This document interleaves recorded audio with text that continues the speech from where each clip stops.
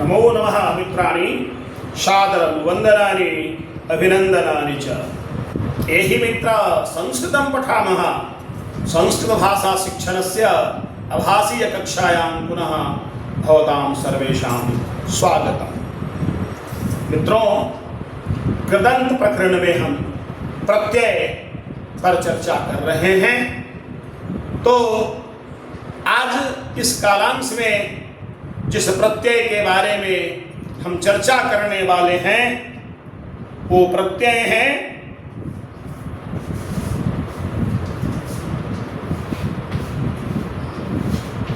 णबुल और त्रिच। ये दो प्रत्यय हैं जिसके बारे में हम अभी चर्चा करेंगे। इन दोनों प्रत्ययों का उपयोग हम कर्तृवाच्य में करते हैं। इन दोनों प्रत्ययों का उपयोग हम कर्तृवाच्य में करते हैं और जहां ये लगते हैं उसका अर्थ हो जाता है वाला। जब उदाहरण आएगा तो हम समझ लेंगे। तो ये णबुल और त्रिच, इसमें णबुल जो है इसका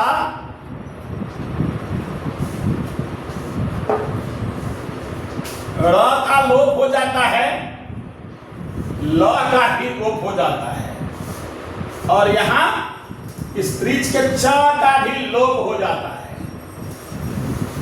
क्या बचता है? यहां रू बचता है और यहां त्रि बचता है। इस रू के स्थान पर अक हो जाता है, इसके स्थान पर अक आदेश हो जाता है और स्त्री के स्थान पर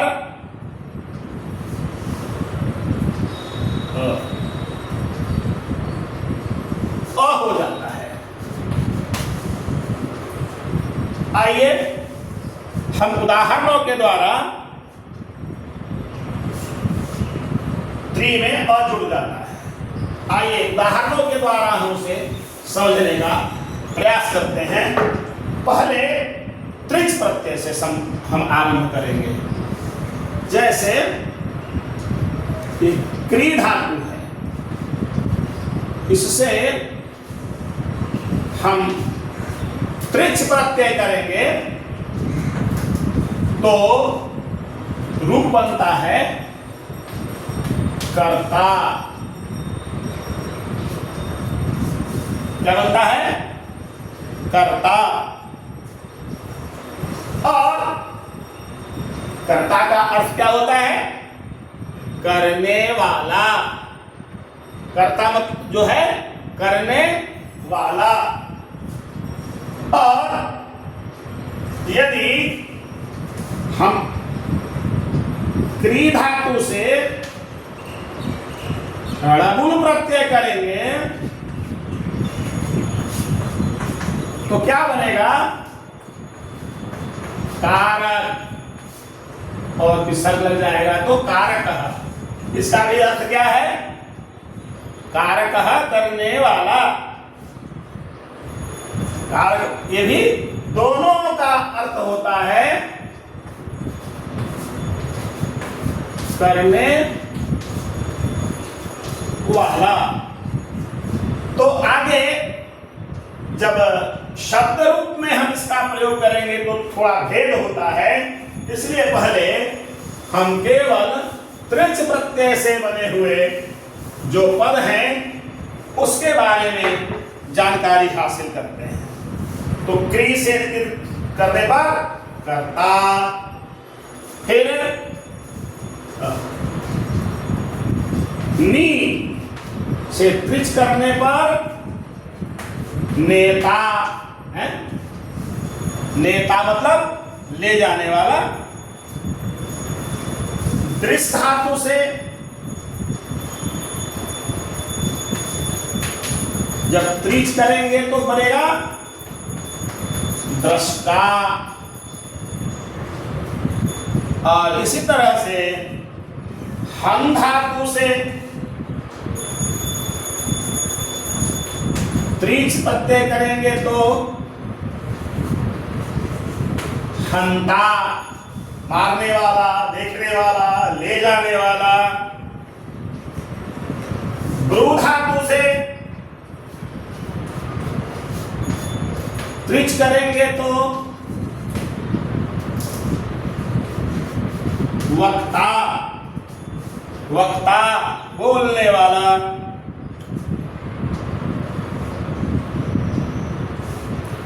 वच धातु से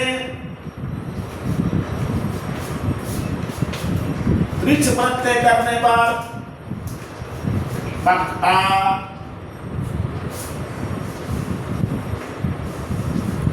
और इसी प्रकार बहुत सारे और भी पद हैं। गम धातु से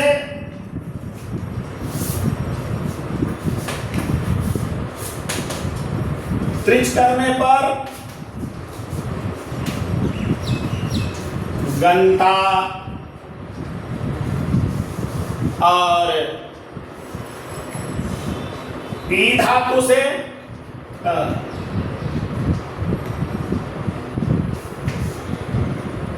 पा धातु त्रिच करेंगे तो पाता।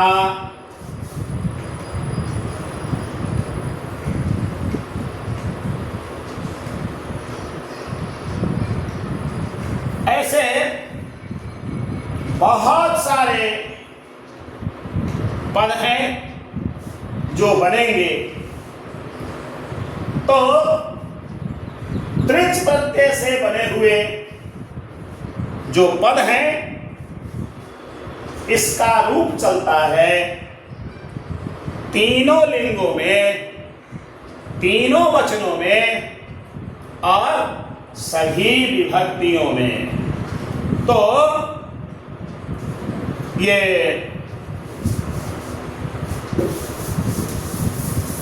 मान लिया जाए कर्ता ये शब्द है।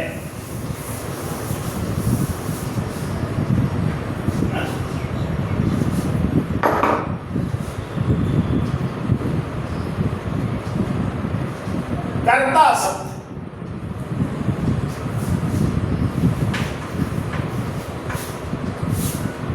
इसका पुल्लिंग में रूप चलेगा एक वचन में, द्विवचन में और बहुवचन में। पुल्लिंग में किसके समान चलेगा? तो दात्री शब्द के समान। कर्त्री से कर्ता, कर्त्री से कर्ता बना है, क्री धातु त्रिच प्रत्यय और यहां आप देख रहे हैं उससे कर्ता बनता है। और फिर उसी तरह से दा धातु से त्रिच प्रत्यय करते हैं तो दात्री बन है, तो दात्री की तरह इसका रूप चलेगा। जैसे दाता, दातारऊ, दातारः पुल्लिंग में होता है, उसी तरह से कर्ता, कर्तारऊ,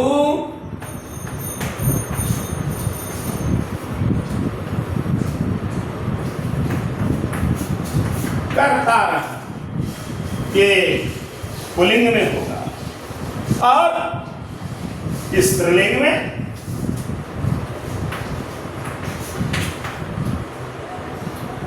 नदी के साथ तो कर्त्री,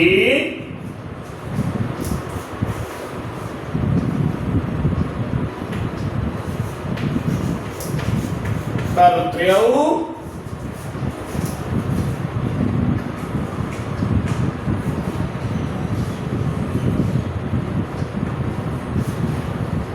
कर्तर्यः, कर्तर्यः। इसे नदी नद्यौ नद्यः उस तरह से कर्तरी कर्तर्यौ कर्तव्यः। और नपुंसक लिंग में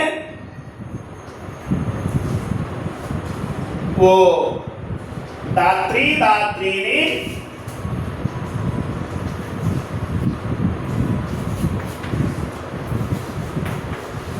दात्री दात्रीणी और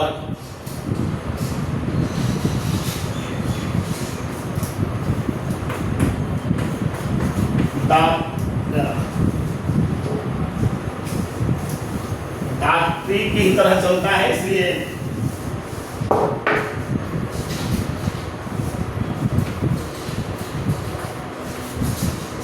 कर्त्री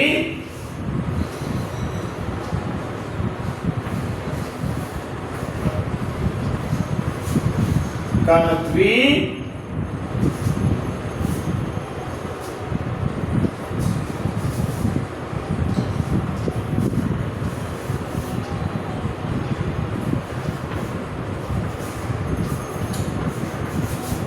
कर्त्रिणी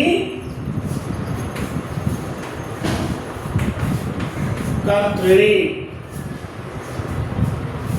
तो ये रूप चलेंगे। इसी तरह से जितने भी हम त्रिच प्रत्यय से बने हुए शब्द हैं उसका रूप चलाने का प्रयास करेंगे। आइए अब हम रणबुल का प्रयोग करते हैं।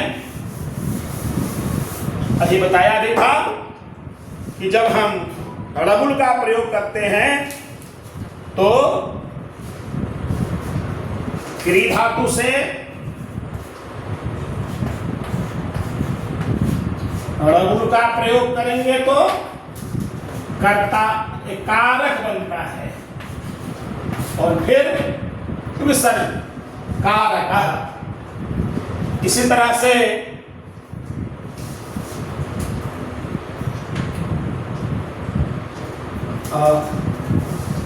नी धातु से रणबुल करेंगे तो नायकः।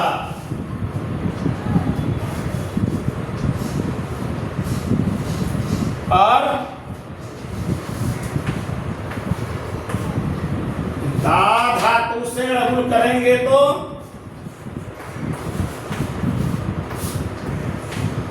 दायकः।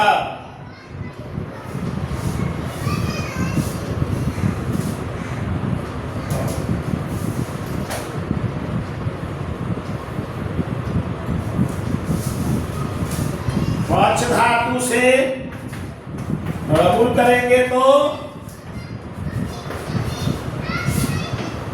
पाचकः।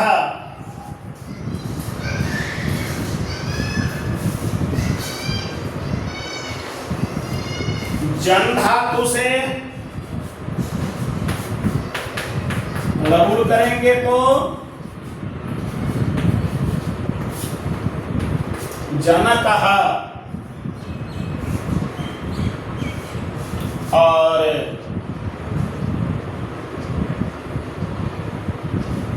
छिन धातु से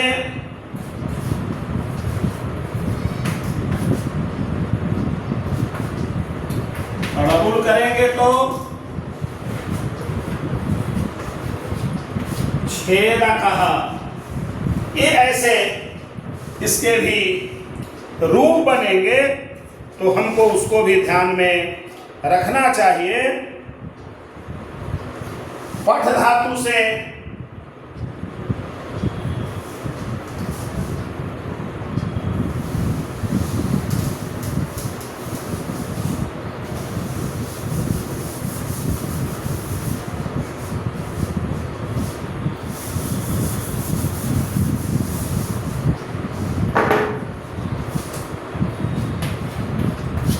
पठ धातु से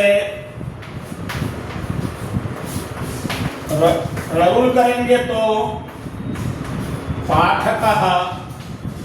अर्थ होता है पढ़ने वाला रक्ष धातु से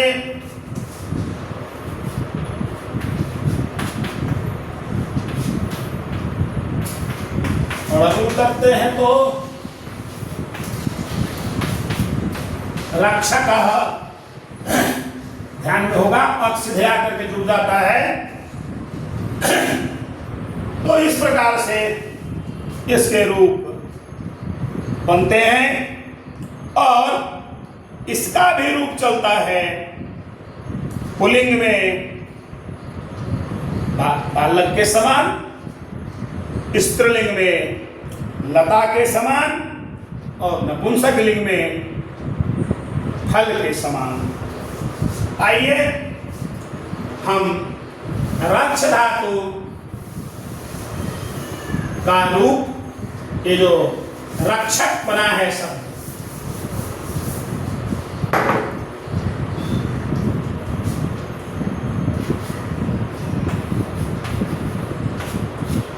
रक्षक शब्द का रूप एक वचन, द्विवचन और बहुवचन। पुल्लिंग में बालक के समान, देव के समान रक्षकः,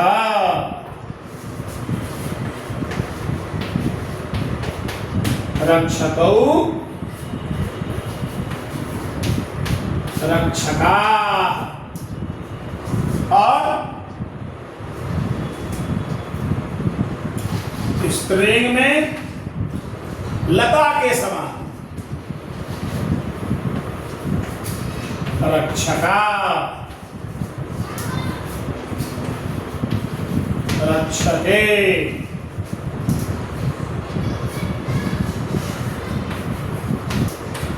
रक्षका और नपुंसक लिंग में फल के समान रक्षकम, रक्षते, रक्षकाणि। तो इस प्रकार से अड़बुल प्रत्यय से बने हुए जो शब्द होते हैं उनके रूप चलते हैं। तो मित्रों, कुछ न कुछ बातें आप जरूर सीख गए होंगे, लेकिन ये सीखेंगे तभी जब वीडियो पूरा देखेंगे और अपनी पाठ्य पुस्तकों में अनुशीलन करेंगे, ऐसे पदों को खोजेंगे, तब जा करके वह पूरे मस्तिष्क में आपका ठीक से स्थापित होगा और आगे आप प्रयोग करेंगे और समझ सकेंगे कि किस शब्द में कौन सा धातु है और कौन सा प्रत्यय है। तो आज के लिए इतना ही, फिर कल मिलते हैं अन्य प्रत्ययों के प्रयोग के साथ। तो आप इसे पूरा देखिए, अपने मित्रों को भी देखने के लिए शेयर करिए, लाइक करिए। नमो नमः, पुनर्मिलामः।